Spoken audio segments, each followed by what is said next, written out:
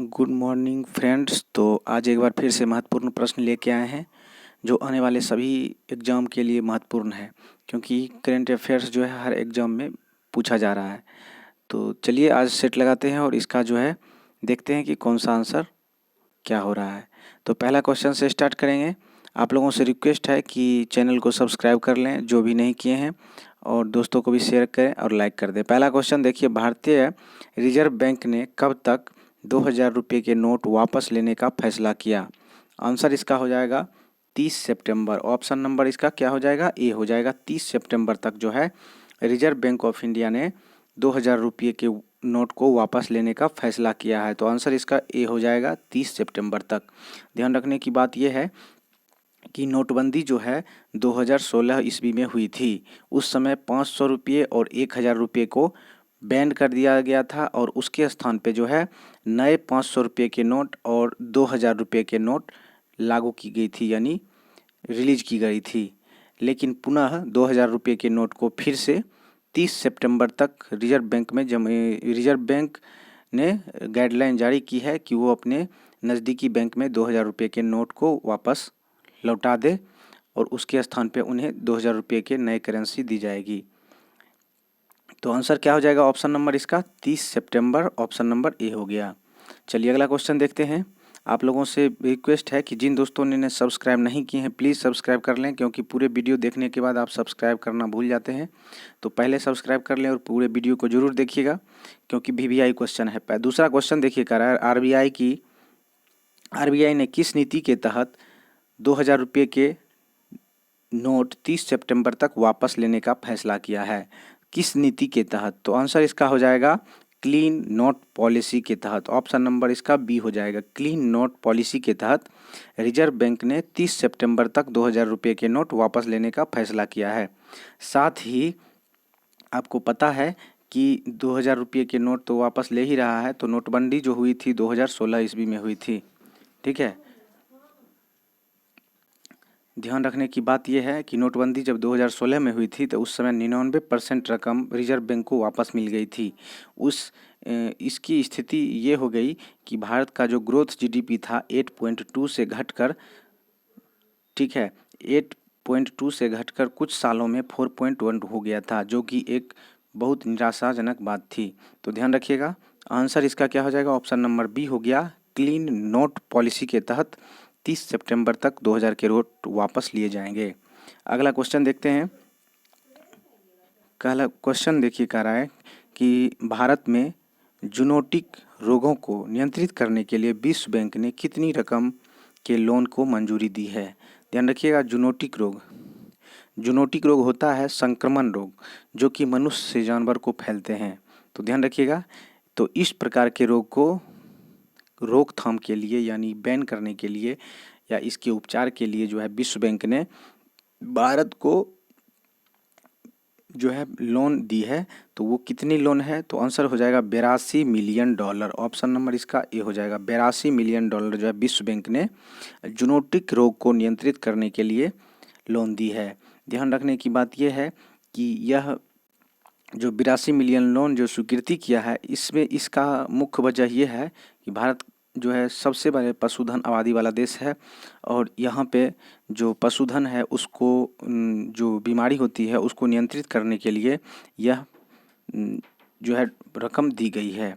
ध्यान रखने की बात है कि वर्ल्ड बैंक के अभी वर्तमान अध्यक्ष जो कौन है? तो अजय बांगा है। मुख्यालय इसका वाशिंगटन डीसी है, और वर्ल्ड बैंक की स्थापना जो है 1944 ईस्वी में हुई थी। तो ध्यान रखिएगा, वर्ल्ड बैंक से संबंधित इंपॉर्टेंट फैक्ट्स भी है जो याद रखना है। तो अगला क्वेश्चन देखते हैं। दोस्तों, मैं क्वेश्चन से रिलेटेड जो भी फैक्ट्स बता रहा हूँ वो बहुत वीवीआई है, क्योंकि वो भी जानना जरूरी है, क्योंकि क्वेश्चन को घुमा फिरा के पूछा जाता है। तो वो भी जान लीजिएगा तो आप सही से आंसर लगा सकेंगे।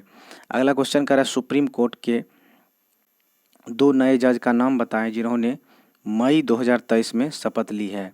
तो आंसर इसका क्या हो जाएगा? तो आंसर हो जाएगा प्रशांत कुमार मिश्रा और के.वी. विश्वनाथ। ऑप्शन नंबर इसका ए हो जाएगा। प्रशांत कुमार मिश्रा और के.वी. विश्वनाथ। ध्यान रखिएगा, भारत के मुख्य न्यायाधीश डी.वाई. चंद्रचूड़ ने 19 मई 2023 को इन दोनों को शपथ दिलाई। और ध्यान रखने की बात है कि सुप्रीम कोर्ट में अब कुल जजों की संख्या टोटल अगर कहा जाए तो स्वीकृत जजों की संख्या टोटल 34 हो गई है। ठीक है, तो आंसर क्या हो जाएगा इसका? प्रशांत कुमार मिश्रा और KV विश्वनाथ। ऑप्शन नंबर इसका ए हो गया। नेक्स्ट क्वेश्चन देखते हैं। कहा कि 3 दिवसीय इंटरनेशनल म्यूजियम एक्सपो 2023 का आयोजन कहाँ पे हुआ और उसका उद्घाटन PM मोदी ने किया है? तो ध्यान रखिएगा, इसका उद्घाटन PM मोदी के द्वारा किया गया। आंसर इसका हो जाएगा नई दिल्ली। ध्यान रखिएगा, आंसर हो गया नई दिल्ली। ऑप्शन नंबर इसका बी हो गया, नई दिल्ली के प्रगति मैदान में। ध्यान रखिएगा, नई दिल्ली के प्रगति मैदान में जो है इसका आयोजन हुआ है और 18 से 20 मई को हुआ है। ध्यान रखने की बात यह है कि संस्कृति मंत्रालय ने अब तक 383 म्यूजियम की स्थापना की है। ध्यान रखिएगा, 383 म्यूजियम की स्थापना की जा चुकी है। तो आंसर नंबर इसका हो जाएगा नई दिल्ली। अगला क्वेश्चन देखते हैं। केंद्र सरकार ने देश के बाहर इस्तेमाल किए गए क्रेडिट कार्ड पर कितना TDS tax collected at source लागू किया है? तो ध्यान रखिएगा, केंद्र सरकार ने देश से बाहर यानी जो भी फॉरेन कंट्री घूमने जाते हैं या किसी भी तरह से वहाँ रहते हैं तो उस पे जो है क्रेडिट कार्ड पे अगर यूज करता है तो उस पे कितना जो है टैक्स लगेगा? तो आंसर इसका क्या हो जाएगा? तो आंसर हो जाएगा 20% टैक्स लगेगा। ऑप्शन नंबर इसका सी हो जाएगा, 20%। ठीक है, तो कहने की मतलब यह है कि RBI ने एक क्रेडिट कार्ड के RBI के परामर्श से क्रेडिट कार्ड में जो भी विदेश में इस्तेमाल करेंगे, ठीक है, उस पे जो है एक क्राइटेरिया लागू किया गया है जिस पे कि 1 जुलाई से 20% टैक्स लगेगा, जिसमें कि कहा गया है कि सालाना $2.5 लाख तक के खर्च अगर करते हैं तो उन्हें टैक्स नहीं देना पड़ेगा। लेकिन अगर $2.5 लाख से अधिक खर्च करते हैं सालाना, यानी एक वर्ष में $2.5 लाख से अधिक, तो उस पे जो है 20% TDS टैक्स देना पड़ेगा। तो ध्यान रखिएगा, आंसर नंबर इसका जो है सी हो जाएगा। बहुत VVI क्वेश्चन है। अगला क्वेश्चन देखते हैं। कह रहा है विश्व मधुमक्खी दिवस कब मनाया जाता है? तो आंसर क्या हो जाएगा? 20 मई को। ऑप्शन नंबर डी हो जाएगा, 20 मई को विश्व मधुमक्खी दिवस मनाया जाता है। ध्यान रखिएगा, 2023 की थीम क्या है? तो मधुमक्खी परागणकर्ता के अनुकूल कृषि उत्पादन में लगी हुई है, ये इसका जो है थीम है। तो ध्यान रखिएगा, थीम भी पूछा जाता है, वो भी जरूरी है। तो आंसर इसका हो जाएगा 20 मई को विश्व मधुमक्खी दिवस मनाया जाता है। नेक्स्ट क्वेश्चन कह रहा है कि विश्व माप विज्ञान दिवस कब मनाया जाता है? ध्यान रखिएगा, विश्व माप विज्ञान दिवस, तो विश्व माप विज्ञान दिवस भी जो है 20 मई को ही मनाया जाता है। तो आंसर नंबर इसका भी डी हो जाएगा, 20 मई को। इसका जो है थीम क्या है? तो ध्यान रखिएगा, थीम है वैश्विक खाद्य प्रणाली का समर्थन करने वाले मापन। ध्यान रखिएगा, एक बार फिर से बोलते हैं, वैश्विक खाद्य प्रणाली का समर्थन करने वाले मापन, जो कि इसका थीम है। तो देखिए, ध्यान रखिएगा कि थीम बहुत VVI होता है और ये पूछा जाता है। नेक्स्ट क्वेश्चन देखिए, कह रहा है भारत के 82वें ग्रैंड मास्टर का नाम बताएं। तो 82वें ग्रैंड मास्टर का नाम क्या है? आंसर क्या हो जाएगा इसका? बुपल्ला प्रणीत। ऑप्शन नंबर ए हो जाएगा, बुपल्ला प्रणीत। बुपल्ला प्रणीत जो है ये तेलंगाना से संबंध रखते हैं, यानी तेलंगाना के निवासी हैं। यह 15 वर्षीय शतरंज खिलाड़ी हैं। इन्होंने बाकू ओपन 2023 में अमेरिका के GM हंस नीलम को हराकर यह 82वां ग्रैंड मास्टर का खिताब जीत लिया है। ध्यान रखिएगा, 82वां ग्रैंड मास्टर का खिताब बुपल्ला प्रणीत, 81वां ग्रैंड मास्टर का खिताब जो है सयतन दास। और अगर देखा जाए तो भारत के प्रथम ग्रैंड मास्टर कौन थे? तो भारत के प्रथम ग्रैंड मास्टर जो हैं विश्वनाथ आनंद थे और उन्होंने 1998 में प्रथम बार जीता था और लगातार वे 5 बार विश्व चैंपियन बने रहे। तो ध्यान रखिएगा, भारतीय ग्रैंड मास्टर कौन थे प्रथम? तो विश्वनाथ आनंद। उन्होंने 1998 में ग्रैंड मास्टर का खिताब जीता था और लगातार 5 बार विश्व चैंपियन भी बने रहे। तो आंसर इसका हो जाएगा 82वें ग्रैंड मास्टर का खिताब बुपल्ला प्रणीत ने जीता। चलिए अगला क्वेश्चन देखते हैं। नेक्स्ट क्वेश्चन कह रहा है कि किस राज्य के मुख्यमंत्री को भारत रत्न डॉक्टर अंबेडकर अवार्ड 2023 मिला है? बहुत VVI क्वेश्चन है, ध्यान रखिएगा। किस मुख्यमंत्री को भारत रत्न डॉक्टर अंबेडकर अवार्ड 2023 मिला है? तो आंसर इसका क्या हो जाएगा? तो आंसर हो जाएगा योगी आदित्यनाथ। ध्यान रखिएगा, ऑप्शन नंबर सी, जो कि उत्तर प्रदेश के मुख्यमंत्री हैं। डॉक्टर भारत रत्न अंबेडकर पुरस्कार में जो है ये एक वार्षिक पुरस्कार है और इसमें 10 लाख रुपये और प्रशस्ति पत्र प्रदान किए जाते हैं। तो जो है 2023 का अवार्ड जो है योगी आदित्यनाथ को मिला, जबकि 2022 का जो भारत रत्न डॉक्टर अंबेडकर पुरस्कार है वह हर्षाली मल्होत्रा को मिला, जबकि 2020 का ऋचा चड्ढा को। ध्यान रखने की बात है कि ये भारत रत्न अंबेडकर अवार्ड जो है इसके चयन समिति के अध्यक्ष भारत के उपराष्ट्रपति होते हैं और उपराष्ट्रपति के द्वारा ही इन्हें दिया जाता है। तो आंसर इसका हो जाएगा Yogi Adityanath, option number C हो गया। अगला क्वेश्चन देखते हैं, कह रहा है देश के नए कानून मंत्री कौन बन गए हैं। तो देश के नए कानून मंत्री कौन बन गए हैं, आंसर क्या हो जाएगा, तो अर्जुन राम मेघवाल। ध्यान रखिएगा, ऑप्शन नंबर डी हो जाएगा, अर्जुन राम मेघवाल। ये किरण रिजिजू का स्थान ग्रहण करेंगे, यानी देश के पूर्व कानून मंत्री किरण रिजिजू थे और उनके स्थान पे अब अर्जुन राम मेघवाल को बनाया गया है। ध्यान रखिएगा, ये बीकानेर से सांसद भी हैं। चलिए अगला क्वेश्चन देखते हैं, कह रहा देश के नए पृथ्वी विज्ञान मंत्री का नाम बताएं। तो नए पृथ्वी विज्ञान मंत्री कौन बने हैं, आंसर इसका क्या हो जाएगा, तो आंसर हो जाएगा किरेन रिजिजू। ध्यान रखिएगा, ऑप्शन नंबर इसका बी हो जाएगा, किरेन रिजिजू। ठीक है, ये जितेंद्र सिंह के स्थान पर इन्हें जो है जितेंद्र सिंह पुराने पृथ्वी विज्ञान मंत्री थे, उनके स्थान पर किरेन रिजिजू को नए पृथ्वी विज्ञान मंत्री जो है बनाया गया। तो आंसर नंबर हो जाएगा बी, ऑप्शन नंबर बी हो गया। अगला क्वेश्चन देखते हैं, कह रहा है कर्नाटक के नए मुख्यमंत्री कौन हैं। तो ध्यान रखिएगा सिद्धारमैया, ऑप्शन नंबर क्या हो जाएगा, सी हो जाएगा। सिद्धारमैया कर्नाटक के नए सीएम होंगे। इसकी उम्र लगभग 75 वर्ष है। कर्नाटक के डिप्टी सीएम कौन होंगे, तो डी शिव कुमार हैं।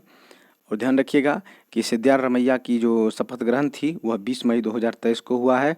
तो ध्यान रखिएगा, कर्नाटक के नए सीएम कौन बन गए, सिद्धारमैया, और डिप्टी सीएम कौन बनेंगे, तो डी के शिव कुमार। ऑप्शन नंबर इसमें जो है बी नंबर है, जो कि डिप्टी सीएम बने हैं। तो इसका आंसर क्या हो जाएगा, सी हो जाएगा।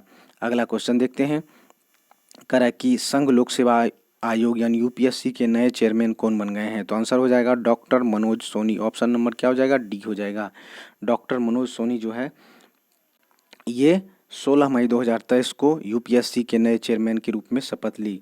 ध्यान रखने की बात यह है कि ये जो है भारत सरकार के एक संवैधानिक संस्था होती है जो भारत सरकार के लिए अधिकारियों की नियुक्ति करती है। तो आंसर क्या हो जाएगा, डॉक्टर मनोज सोनी। चलिए अगला क्वेश्चन देखते हैं। नेक्स्ट क्वेश्चन कह रहा है कि 68वें फिल्म फेयर अवार्ड 2023 में बेस्ट फिल्म का खिताब किसको मिला है, यानी किसे मिला है। आंसर इसका क्या हो जाएगा, तो आंसर इसका हो जाएगा Gangubai Kathiawadi. Option number C हो जाएगा, गंगूबाई काठियावाड़ी, जो कि 68वें फिल्म फेयर अवार्ड्स 2023 में बेस्ट फिल्म का अवार्ड मिला है, यानी इन्होंने जीता है। ध्यान रखिएगा, यह कुल मिला के 6 अवार्ड्स जीते हैं। ध्यान रखिएगा कि ये जो गंगूबाई काठियावाड़ी जो फिल्म है इसके डायरेक्टर कौन है, तो संजय लीला भंसाली हैं, और मुख्य भूमिका में आलिया भट्ट है, जो कि मुख्य भूमिका के रूप में इन्होंने एक्टिंग की है। और यह फिल्म जो है मुंबई के वेश्यालय चलाने वाली महिला पर आधारित है। तो आंसर इसका हो जाएगा ऑप्शन नंबर सी। अगला क्वेश्चन देखते हैं, कह रहा है कि बेस्ट एक्टर पुरुष का फिल्म मेकर अवार्ड 2023 किसे मिला है। बेस्ट एक्टर पुरुष का फिल्म मेकर अवार्ड जो है किसे मिला है, तो आंसर हो जाएगा राजकुमार राव। ध्यान रखिएगा, आंसर हो गया राजकुमार राव, ऑप्शन नंबर बी हो जाएगा। ठीक है, ध्यान रखिएगा कि इसे फिल्म बधाई के लिए जो है राजकुमार राव को best actor film fair award 2023 से नवाजा गया। ध्यान रखिएगा इसके डायरेक्टर कौन है, तो हर्षवर्धन कुलकर्णी है। ध्यान रखिएगा बधाई हो फिल्म के जो डायरेक्टर हैं वो हर्षवर्धन कुलकर्णी हैं। तो ऑप्शन नंबर इसका हो जाएगा राजकुमार राव, ऑप्शन नंबर बी। चलिए अगला क्वेश्चन देखते हैं, कह रहा है बेस्ट एक्ट्रेस फीमेल का फिल्म फेयर अवार्ड 2023 किसने जीता है। तो ध्यान रखिएगा बेस्ट एक्ट्रेस फीमेल का फिल्म फेयर अवार्ड जो है वह आलिया भट्ट ने जीता है। ध्यान रखिएगा आलिया भट्ट ने, ऑप्शन नंबर ए हो गया। जो कि कौन सा फिल्म था, तो गंगूबाई काठियावाड़ी, जो कि मुंबई की माफिया क्वीन के रूप में जो कि वेश्यालय चलाती है उसी पे रिलेटेड है। तो ऑप्शन नंबर इसका जो है ए हो जाएगा, आलिया भट्ट। चलिए अगला क्वेश्चन देखते हैं। फिल्म कह रहा है कि फिल्म फेयर अवार्ड 2023 में बेस्ट डायरेक्टर का खिताब किसे मिला है। तो बेस्ट डायरेक्टर का खिताब मैंने पहले भी बता चुका हूं कि संजय लीला भंसाली को मिला। तो आंसर नंबर इसका डी हो जाएगा। संजय लीला भंसाली गंगूबाई काठियावाड़ी फिल्म के डायरेक्टर हैं और इसमें मुख्य भूमिका के रूप में आलिया भट्ट ने निभाई है, जो कि मुंबई की माफिया क्वींस के रूप में होती है और वो वेश्यालय की एक क्वीन होती है, यानी संचालक होती है। तो आंसर नंबर इसका जो है डी हो जाएगा। चलिए अगला क्वेश्चन देखते हैं। तो दोस्तों, अगर ये वीडियो आपके लिए लाभदायक है तो प्लीज़ चैनल को सब्सक्राइब कर लें और दोस्तों को भी शेयर करें। आपसे रिक्वेस्ट है और आपको सपोर्ट करना बहुत ज़रूरी है, क्योंकि आपके सपोर्ट से ही जो है ये भी चैनल चल पाएगा। तो थैंक यू आज के लिए यही, ठीक है। तो आप जो है नेक्स्ट फिर जो है सभी जितने भी एग्ज़ाम्स हो रहे हैं उन सभी के लिए महत्वपूर्ण करेंट अफेयर्स और जीके जीएस लेके आते हैं। तो आप लोगों से रिक्वेस्ट है कि चैनल को सब्सक्राइब करके दोस्तों को भी शेयर करें और लाइक कर दें। तो आज के लिए यहीं तक। थैंक यू, धन्यवाद।